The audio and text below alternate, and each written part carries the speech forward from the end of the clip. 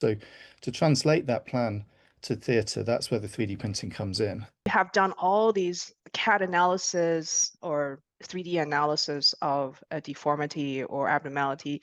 How do you incorporate 3D printing into the picture here? And how does it work? Does it really close the deal for you?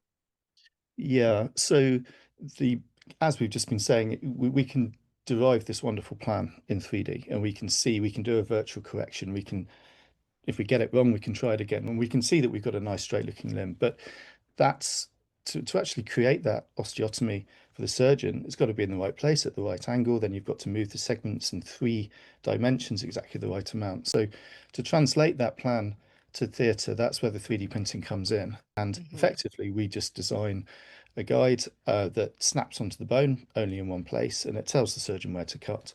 And it has pins. There's all sorts of things these days to then assist the surgeon in the realignment to make sure that that's exactly how we've planned it.